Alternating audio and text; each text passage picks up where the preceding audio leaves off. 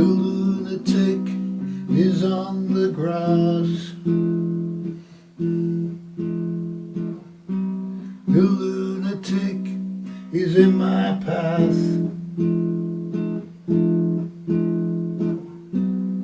Got to change, daisy chains and laughs. Now we see the loon is off the path.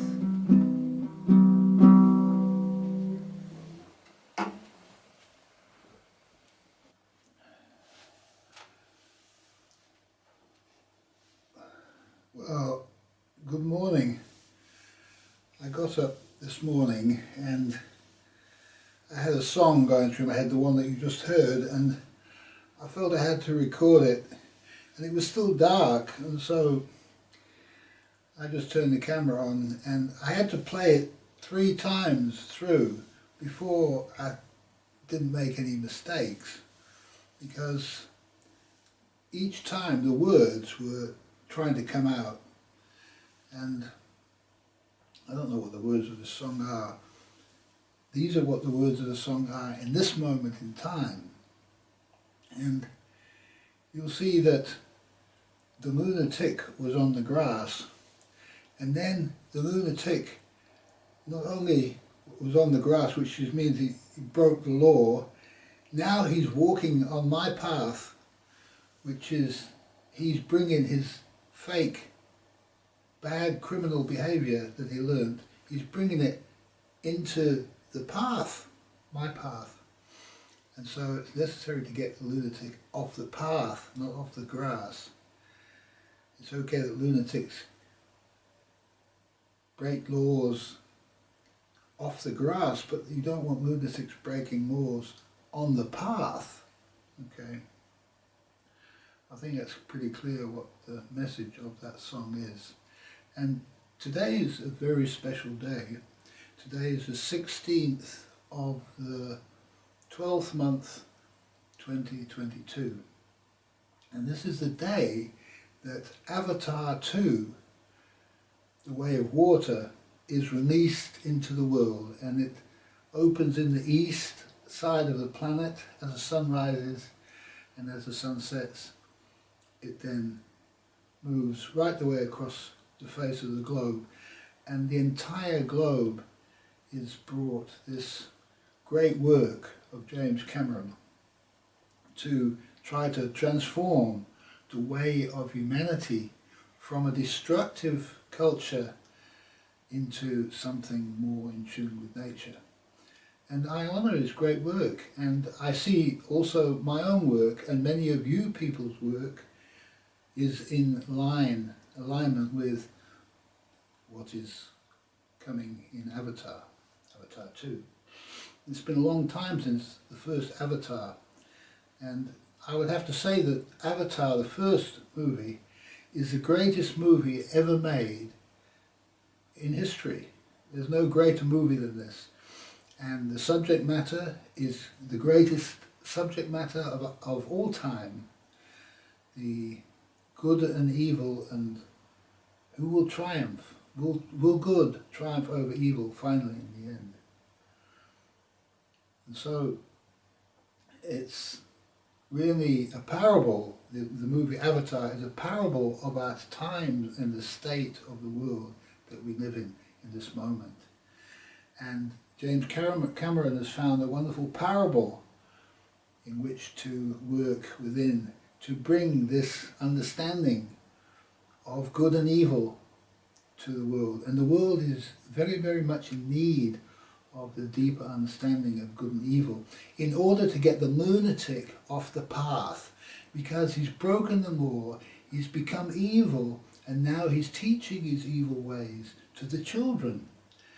And it's necessary to somehow understand this. If we understand this, it will change. If we don't understand it, if we think that evil is good and good is evil, then we really are in trouble as a planet. And so it's Christmas time, and traditionally in this time, everybody terminated all contracts. So all contracts were terminated in this moment as we approach Christmas, so that nobody is beholden to anybody else. Nobody is a slave or the servant of any other man. And all contracts were terminated. And only in the new year were new contracts made. If you decided that you wanted to carry on and do what you did the previous year with the same people, you will carry on. If you thought those people were evil and you no longer wanted to have anything to do with them, that was the time then to not make those contracts. So I would hope that Avatar in this moment, that people will watch Avatar 2 and they will say, I will break all contracts that I have with the evil, and I will make have no further companionship with evil. And in this way the world will change. This is the only way that the world will change. It won't change by creating some stupid movement. It won't change by creating another fake group to add to all the other fake groups, the fake political parties, the fake companies, the fake banks, and all the rest of it. It won't, by creating a name, a word, making a word up and saying, I'm Coca-Cola, is not going to change the world. You'll still just be a drink manufacturer. You'll still just be a group of people who puts water into bottles. That's all you are. The group is real. The group of people that puts the water into the bottles, who operate the machinery and make the object, that's the reality. Coca-Cola is just an illusion in somebody's mind. It's some kind of fake idea that somebody had that said, I will take over the world, create Coca-Cola, my empire. Now, all these names are the same with political parties, the same with all of it. It's all just an illusion, really. And the reality is there are people without a voice, that humanity has no voice, that there's no news anymore, only propaganda. There's nothing good can be said about anything because there's nobody who can say it. The real journalists are not working at the newspapers. The real journalists are like me. They have no money, they're not paid to do it. They're not even, their work is not, nobody does anything with their work. They have to do what they can with their work. And they're at the mercy, if you like, of a system which, if it doesn't like what they have to say, will just delete them. Just cancel them completely. All their work gone in a moment. Nobody to protect them. The wolves will just ravage them. They're the dog. Okay, well, it is Christmas. This is my Christmas tree here, and it looks a bit like one of those knights jousting sticks, so maybe I'm here to fight in a joust, I don't know. Now, you'll see on the table a number of objects. This is a candle that has never been lit, that somebody gave me as a gift, and I just cannot bring myself to light it yet. I'm not sure when this candle is going to be lit, but this is the closest thing it's ever come to being lit, to be got out and put in this place here. And these are some Christmas presents here. This is a Christmas present for me, and this is a Christmas present for my lady. Now, both of these Christmas presents are recycled. None of this has made the planet any worse. All these things already exist in the world. And so all of what you see on this channel is all about recycling. There's no future in making more stuff while the world is full of stuff that needs to be looked after. And so to have a small footprint, this is the most important thing that humanity can do. And the way you do it is you don't buy anything new. And it's a double-edged sword, because if you don't buy anything new, then the globalists are finished. You know, they rely on people buying stuff to continue doing what they're doing, because all they do is they buy and sell. They're not interested in creating anything. They just want to create a mess. And so this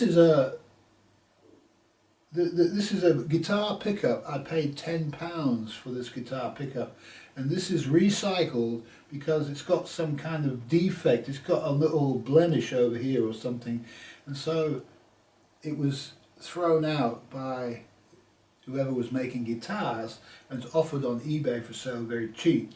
And so this is my Christmas present, because I'm going to upgrade one of my guitars that doesn't have very good pickups in it with a £10 pickup. And this is an iPhone 8 Plus, which is a very, very good large iPhone, and they're still a bit expensive, but you can get them for a good price if you try hard on eBay. So recycling, not to make any more of these new iPhones when there's plenty of iPhones out there that can be continue to be used for many, many, many years. Okay, so, and then on this table you will see there's two movies here, and what I do with the movies is I have a charity shop that offers DVDs for 10p each, so you can get 10 DVDs for £1, and these DVDs would otherwise end up in landfills, and so it's very good to take what comes to hand. And whenever I go to the shop, before I go to the shop, some nice old lady has dug out some new DVDs to put in the place of the ones that I take out, because when I take them out of the shelves, that gives them place to go into the back where there's loads of those DVDs and get some more DVDs and put them in the shelves. So there's always a few new DVDs to find if I go there. And it's quite interesting what the hands of this little old lady produces, because I don't know what the DVDs are. I don't know. I just look at the covers and look at and say, oh yeah, and my hands take the ones I need. And I didn't even know that these two movies existed. But this is a very, very amazing film. I watched this a couple of nights ago. It's the right time to watch it. And it shows the terrible, terrible effects of radiation, of this nuclear poison, and that we should not be making poisons, we shouldn't be using technologies that create poisons. And you can see the terrible effects of having to deal with this kind of poisoning of the planet. It cannot be dealt with in any good way. And mankind will try to develop the space suits and ways to approach these nuclear disasters, but it's still, in all cases, nuclear disasters will result in terrible injury, terrible disfigurement and pain and suffering for anybody who's involved in the cleanup of this stuff. So you just cannot have that. You cannot have nuclear. Nuclear is not something which is anything to do with nature. Nature abhors anything nuclear. And nuclear has to go, and this is a product of a bad science, a science that has no morality, you understand? They have no science of morality. Now, I have a complete science of morality that I could teach the world if it wanted to hear it. But I have no authority in this world. So the science of morality needs to be understood. And the start is to realize that you cannot do anything that harms nature. If you're against nature, nature will take you out. The dinosaurs just ate everything that lived and walked on the planet. In the end, the dinosaurs were taken out. It's not allowed to do this kind of stuff. Okay, now that's this movie, and I recommend that if you can get your hands on this movie, watch it. It's a very important movie. Now the other movie is called Lou Zoo. And, you know, evil is to live backwards. If you take the word live and turn it around, M-I-V-E, E-V-I-L, evil is life backwards. And that's what these people who are creating nuclear waste are doing. They're living their life backwards. Nobody creates nuclear waste and enjoys it. It's not an enjoyable thing. They do it because they're told to do it. They're little slaves working for big corporations, fake corporations that are just names, that's all. Now, this is a real person, a real fisherman is in this video. But we see the story of how he's not able to fish anymore because of the bad rules, bad laws that are made that prevent him from surviving. He catches a swordfish out of the swordfish season and he has to throw the fish back dead back into the water. It's not possible that one catches a fish and throws it back into the water. You know, I don't know how many YouTube videos I watched. Just recently I wanted to learn about the fishing possibilities in Norway because I'm looking at perhaps going to Norway next year. And all the videos I found people catching cod, big cod. And now cod is something you catch to eat. You don't catch cod for sport, you know. You put your hook down, you pull up your cod, and if it's big enough to eat, you take it home and that's it. You don't take more than what you can eat. And these people are just pulling up cod after cod after cod, great big ones, and just throwing them back. And all the time they're tormenting these cod. Who knows what happens to cod after they go back in the water? They pulled them up from the depths of the ocean, you know. They're all blown up inside. They're probably just dead after that and they're eaten by the crayfish. So, you know, and there's like 20 or 30 cod. They're all dying on the bottom of the sea. And they've been through some terrible emotional experience. You know, a fish is a living creature. And to catch a living creature with a hook is to torment the thing. And it's not possible to just go out and have fun tormenting creatures. You know, it's what's acceptable to the society. I remember my father telling me when he was a boy, in my father's age, the kids used to put hook cats up by their tails to washing lines. And you know, this was fun, yeah? And now that's not acceptable. It's not acceptable to hang cats from washing lines and torment them, but it's okay to torment some fish. And so the people who are catching these swordfish and releasing them, catching them and releasing them, these are the criminals in our society, not the guy who goes fishing, catches one by accident. It's his good luck, you know. Nature wants him to have a fish, whatever puts on the end of your hook. That's what nature wants you to have. Nature's not going to put something on the end of your hook that is going to be wrong to take and eat. As long as you take only what you need. If you only take what you need for your immediate use, and you don't try to sell it, make money out of it, nature will give you what you need, always. There's a law about this. You always get what you need. And if you're doing something bad, well, you're going to get something bad. And you know, if you keep on hooking fish in the mouth, you're going to get hook in you. You're going to get hooked yourself in some bad way. And I don't know if you saw that movie, A Perfect Storm, but that's got the most terrible video footage of somebody getting hooked by a terrible big hook, just like what he was hooking the swordfish with.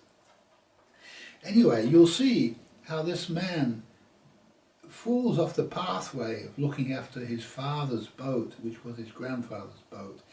And the EU is offering €7,000 if he destroys his boat and goes and finds another job. And he ends up working for a criminal conspiracy of people breaking the law, like legally, you know, paying backhanders to the fisheries people, backhanders to the politicians and so on, so that they can just continue to break the law. And he joined them. In the end, he fell off the grass and then he got onto the path. And now he's legally a criminal. He's a legal criminal. Like I'm a legal alien. I'm a legal criminal. The whole world is full of legal criminals. And Avatar 2 is all about criminality, what criminality really is in relationship to nature. And so this is my new Christmas and New Year message. And it's an introduction, if you like, to the video that I'm going to released today, because I made a video about a month ago and I was too scared to put this video on YouTube. Too scared because of the danger it might pose to my channel and all the rest of it. But that's not good enough anymore, because if James Cameron can make a movie, Avatar 2, then this is no less than my comments on society also. And so my small documentary of, I think it's less than an hour, half an hour, something like this, I'm going to release today together with Avatar 2, and I've titled this Prelude to Avatar 2, because it talks about some of the causes and the reasons why we have the situation that is depicted in Avatar 2, to understand some of the underlying problems that have caused us to end up in the situation that we have ended up in. So, it's a serious documentary, if you like, yet learning is always a pleasant and nice undertaking. It's always good to learn something new. And so there's nothing to learn about good and evil is the most enjoyable thing that a person can do, really, to learn deeper, have a more deeper appreciation of what makes good and evil tick in this present age. Because if you watch the fake media, you won't get any idea about any of these things that I'm talking about. It just simply is not on the agenda. And Avatar 2 is not really on the agenda either. And I was surprised that there was so much positive press about Avatar 2, because Avatar 2 is very, very, very much anti everything the media stands for. But I'll leave you on that note, and hope you get to watch Avatar 2. I'm sure most of you will eventually. And I wish you a Merry Christmas and a Happy New Year. Thanks for watching.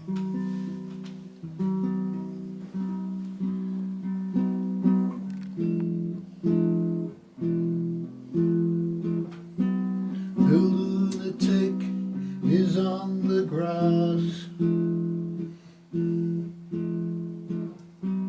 The lunatic is in my path.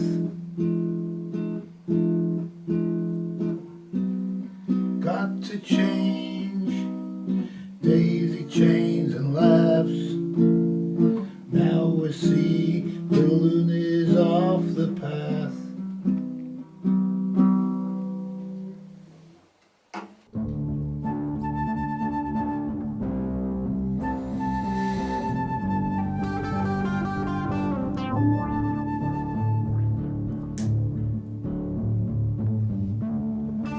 If you can just get your mind together and come on across to me,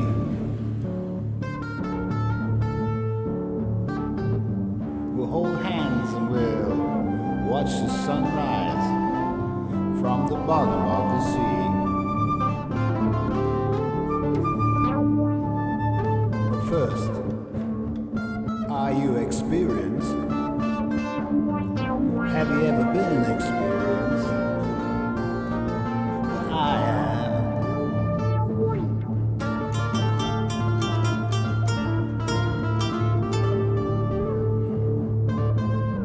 Probably scream and cry at your little world won't let you go.